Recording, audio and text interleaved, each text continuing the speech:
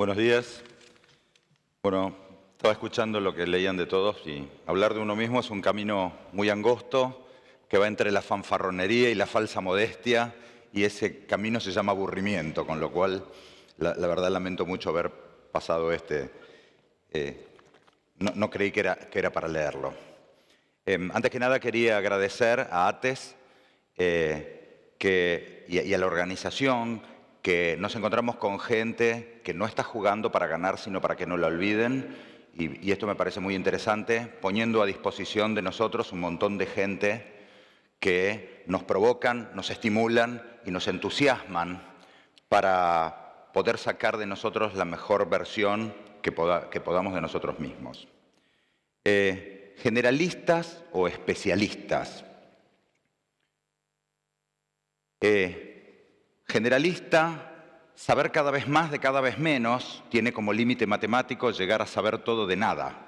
Y esto nos parece muy interesante, ¿no? Y especialista, saber cada vez menos de cada vez más, tiene como límite matemático llegar a saber nada de todo, con lo cual tampoco es demasiado.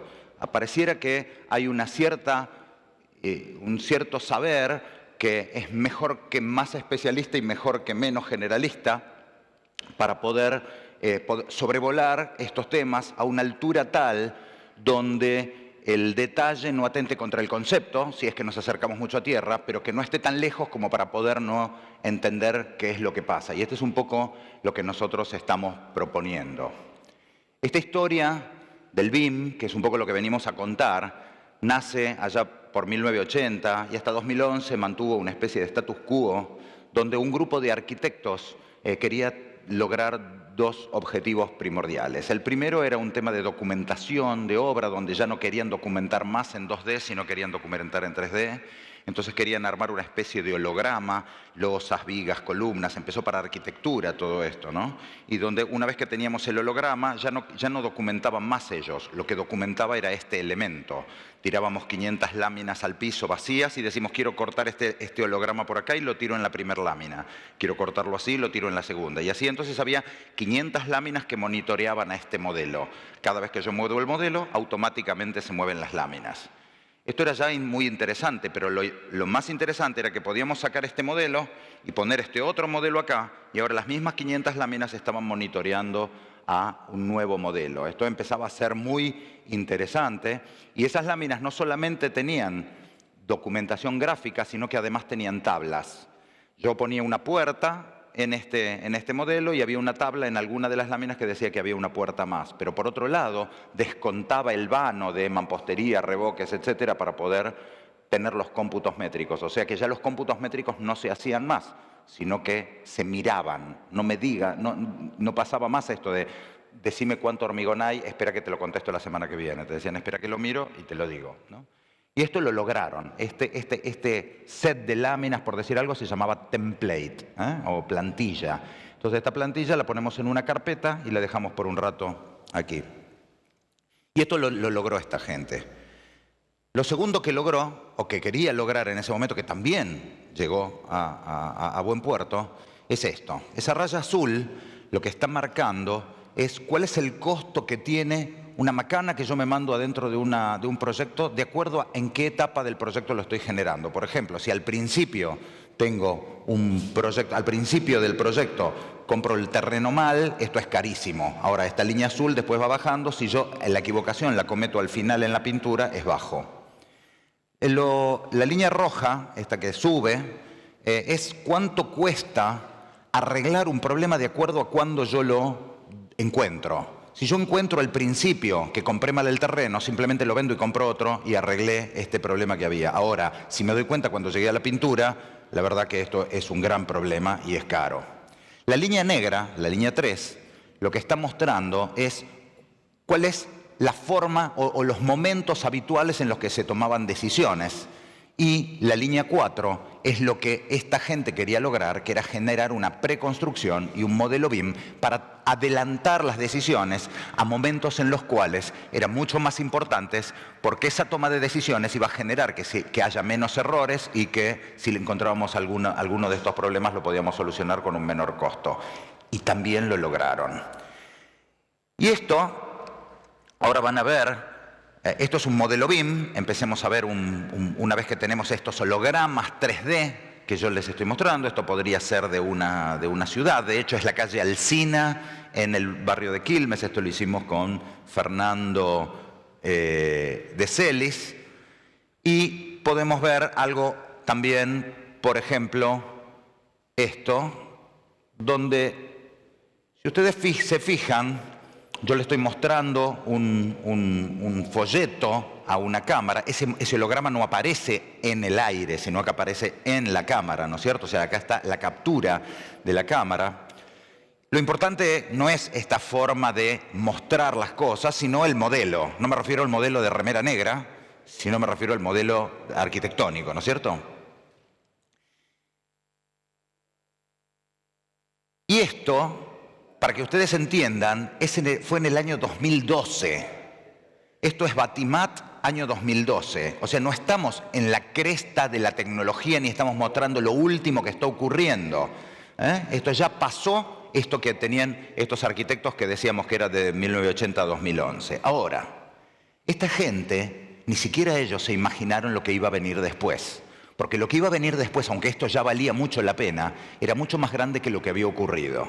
Y apareció un tal Patrick McClammy que lo que hizo es conceptualizar en esta regla mnemotécnica que ya no se van a olvidar más, que él la llamó Bim Bam Boom, donde dice que por cada dólar que se gasta en diseño, se gastan más o menos $20 en construcción y 60, 80, 100 o mucho más a lo largo de la vida útil en mantenimiento y operación.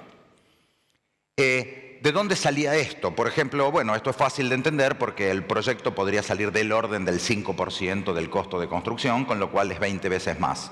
Ahora, también vamos a ver de dónde salen los valores estos de mantenimiento. Pero esto que originalmente había empezado con una metodología que me ayudaba solamente en el BIM, ahora teníamos una metodología que me ayudaba a administrar no solamente un peso, sino el 1, 20 y el 80, como promedio, digamos. 101 pesos podíamos administrar con esta metodología BIM por cada peso de lo que había ocurrido solamente unos años antes. Era 100 veces mayor lo que estaba ocurriendo. Y rápidamente pasó de edificios a temas viales. Había herramientas, empezaron a aparecer en el mercado herramientas que escribían estos modelos BIM para edificios, Revit, Archicad, etcétera, y empieza a haber un montón de herramientas que son cosas que van a pasar por la vida, pero los conceptos van a quedar. Herramientas viales como Civil 3D, por ejemplo, para infraestructura, InfraWorks y otras herramientas, para industria, para ciudades inteligentes, y empezábamos a meternos ahora con estos modelos BIM en ciudades inteligentes, empezando a entender que una ciudad inteligente no es una ciudad no es una ciudad automática, eso será una automatic city, sino que una smart city era una ciudad en la que se toman decisiones smart. Y para eso había que tener un modelo del cual sacar conclusiones para que las cosas no estén basadas en un esquema de creencias, sino en datos concretos. Entonces, ya este BIM originario, que era Building Information Modeling, ya no era más building, miren todo lo que había. Y ya no era más modeling, porque no éramos solamente modelos, sino que teníamos modelo, construcción y mantenimiento. Entonces se convirtió en esto que se llama Business Information Management. Y en la parte de trenes o subtes en particular, si nosotros tomamos, para empezar a tomar dimensión de qué es lo que estamos hablando, si tenemos más o menos 60 kilómetros de túneles de trenes de subterráneos en Buenos Aires, más o menos por $140 millones con el kilómetro, con estación y todo, con estación y los trenes, hay más o menos en juego para administrar unos $8.400 millones. Y si traemos de metros de Madrid lo que pusieron en el año 2016 en mantenimiento, por hablar de un mantenimiento sostenible en el tiempo, que ellos lo están haciendo, invirtieron más o menos un 3,5% del valor instalado. En este caso, si traemos ese rate para aquí, vamos a encontrar que se deberían, o se tendrían que estar, o se están, no lo sé, invirtiendo 294 millones de dólares por año. Esto es en mantenimiento para que esto no decaiga. ¿Se puede invertir menos? Claro que sí, pero lo que pasa es que empieza a decaer y en algún momento hay que pegar el salto nuevamente. ¿Y qué nos dice la gente de Facility Management? Estos modelos me permiten pasar de un mantenimiento correctivo a un mantenimiento preventivo y predictivo. Yo me podría meter por adentro de este holograma que habíamos visto, tocar una columna o una pared, decirle te acabo de pintar, por favor avísame dentro de 5 años. Puedo tocar una lamparita y decirle te acabo de cambiar, avísame en 10.000 horas. Bueno, igual ahora duran más, se ve que soy viejo. O tocar un ascensor y decirle quiero un mantenimiento todos los meses. Entonces pues le puedo preguntar al modelo, ¿qué es lo que tengo que hacer el año que viene? Entonces el año que viene tenés que hacer 5 mantenimientos de ascensores, pintar 3 metros cuadrados y cambiar 5 lamparitas. Y este mantenimiento, esto pasar de un mantenimiento correctivo a un mantenimiento preventivo y predictivo, ¿es más barato? Obviamente la gente de Facility Management, no la gente de BIM, dice esto, pero dice que es del orden de un 40%. ¡40%! Y sí, ellos contestan, dice, ¿cuánto saldría el costo, cuál sería el costo del cambio de aceite de un auto si en vez de cambiarlo preventivamente cada 10.000 kilómetros, lo cambiáramos cuando escuchamos ruido a bielas? Sería un motor más un cambio de aceite. Entonces acá es lo mismo, una cosa es entrar con un bisturí en un lugar, sacar un caño, cambiarlo a los 20 años o a los 22 años tener que arreglar eso, la pared, la alfombra, las vías o lo que sea, digamos, ¿no? Entonces esto realmente es más barato y ellos dicen así. Pero supongamos que no es un 40%, que es solamente un 25%. Un 25% de ahorro en estos 294 millones de dólares año serían del orden de 73 millones de dólares por año.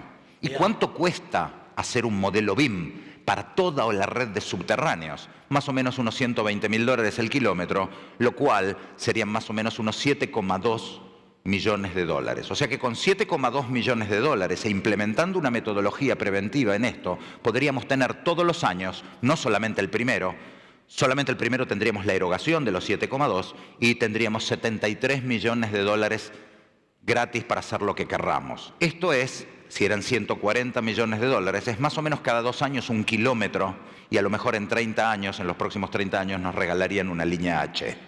La vida, el orden y la prolijidad. Fabián. Sí. 10 minutos como me pediste que te avise. Perfecto, muchas gracias. Aquí tenemos entonces, empieza a aparecer un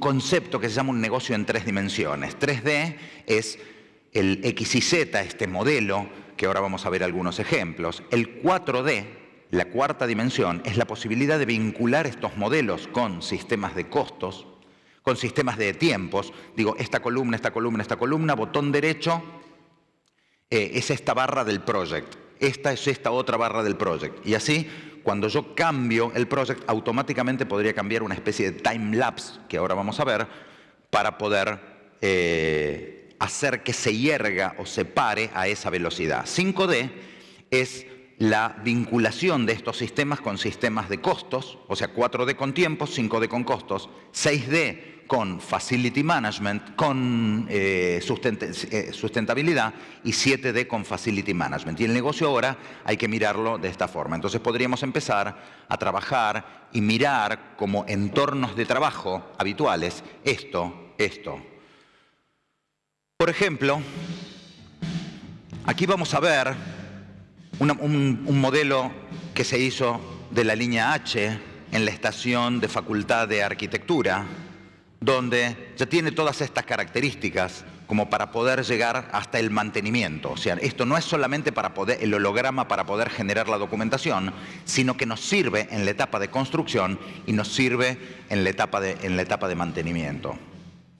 No son cosas demasiado complejas de hacer, es un cambio de paradigma, sí, pero lo más importante de todo esto es que podemos hacer también estudios como este Mass Motion, por ejemplo, donde podríamos hacer simulaciones de movimientos habituales en algún tipo de estación o en hipótesis de caos, donde haya algún terremoto o algo que se pueda, que querramos prever. Cada uno de estos muñequitos no es que lo pusimos nosotros a pasear, sino que tienen un comportamiento, y hay muñequitos más locos y menos locos que van contramano y que empiezan a generar problemas y disturbios dentro de estos modelos, y podemos empezar a ver dónde se generan los cuellos de botella o qué hacer para adelantarnos a los acontecimientos. Pero para que este modelo pueda pasar desde el BIM hasta el boom, no es tan fácil. Hay que generar, tienen que cumplir una condición muy especial. Por ejemplo, si yo en un edificio pongo una columna que en la etapa de BIM, de diseño, que vaya desde la planta 1 hasta la planta 4 como si fuera un único elemento, nunca voy a poder en la etapa de construcción generar un modelo, generar un avance por planta. ¿Está bien? Nunca voy a poder saber cuál es el volumen de hormigón por piso. En un túnel lo mismo. Si hago un único túnel, en vez de hacerlo por anillos de 1 metro, no vamos a poder dar avances a las distintas etapas, no solamente de anillo terminado, sino con armaduras, encofrados, recubrimientos, etcétera, que se hacen en distintos. Entonces hay que armarlo pensando como si fuera un ajedrez 2 o 3 jugadas más adelante. Y eso se llama protocolo. Tenemos un protocolo 1, un protocolo 2, un protocolo 3. El protocolo 1 es lo que hay que pedirle al que diseña, que tiene que cumplir, es como una especificación técnica del modelo BIM, qué es lo que tiene que cumplir para que después el que lo agarra en construcción le sirva, y al que le damos la construcción le tenemos que decir cómo tiene que ser el as-built o el conforme a obra para que esto pueda ir más adelante. Una implementación en cualquiera de estas etapas, etapa de diseño, construcción o mantenimiento, es esto, es poder disponer de un protocolo, un manual y un template que después, cuando termine esto, les vamos a dar un mail para que los que quieren avanzar sobre esto les podamos mandar información en videitos específicamente para esto. Acá van a poder ver, por ejemplo, un timelapse me lo mandó anoche Marcos Pardo, de la estación del Obeldor de Valledor de Chile, donde es una modelización de cómo se va avanzando en esto para poder ver, para poder simularlo antes de que ocurra en la realidad, ¿no? También, ¿cómo se implementa esto? ¿Cómo se puede llegar? Esto no es una implementación que se hace directamente en una empresa. Acuérdense que el que tiene que definir cómo tiene que ser este modelo no es el estudio de arquitectura o la empresa constructora, sino el que lo va a administrar durante todo, el owner, el dueño del shopping, y el Estado como el gran owner y el gran administrador de cosas a lo largo de su vida útil. Entonces, imagínense que ese círculo naranja, ahí es donde está el responsable, puede ser, por ejemplo, Subterráneos de Buenos Aires, y cada uno de los pétalos que está saliendo son las distintas líneas, ¿no es cierto? Y cuanto más afuera estamos, más cerca del mercado, cuanto más adentro, más cerca de Subterráneos. Cada una de las líneas es la responsable del modelo propio, y cuando llega al límite y al borde con Subterráneos de Buenos Aires, ahí es donde se genera un salto del modelo hacia el centro y el núcleo central, que es donde se reúne toda la información para poder tener una visión conjunta de todo, una especie de maqueta general para poder hacer eso. En este proceso, es un proceso muy estudiado, es un proceso que va desde el mercado hasta el borde interno y qué es lo que pasa adentro, con los objetivos de cada una de las etapas, y además eso que está en celeste o como un análisis colorimétrico celeste, cuáles son las herramientas que tienen que tener, no con nombre y apellido, sino cuáles son las cualidades que tienen que tener las herramientas que se van a necesitar en cada una de estas etapas dentro del proceso constructivo. Esto es exactamente lo mismo que estamos haciendo para una implementación de Puertos de España, donde Puertos de España tiene, en vez de 5 líneas de subte, tiene 28 puertos, donde estos puertos tienen que generar una metodología para que desde el mercado hasta la Administración General de Puertos se pueda hacer este trabajo o este viaje sin solución de continuidad de un modelo BIM, que les aclaro que si no está bajo protocolo, nada de esto que hacemos se puede hacer. O sea, ¿cuál es el peor enemigo de todo esto? Empezar a hacer un modelo BIM, mira, más o menos agarrá y empezalo. Simplemente va a ser una sucesión de frustraciones hasta que se genere con una especificación técnica, igual que como hacemos con una obra. Terminamos. A ver, lo que me queda por decir es lo siguiente, hay un señor acá, Everett Rogers, que lo que hizo es estudiar cómo fue en los ciclos de adopción de innovación de estas tecnologías y definió 5 tipos de personas. Los innovadores, el primer 2,5%, que estamos a 3 sigmas, en los que saben de estadística, estamos a 3 sigmas de la media, se va incorporando más gente, después vienen los primeros seguidores.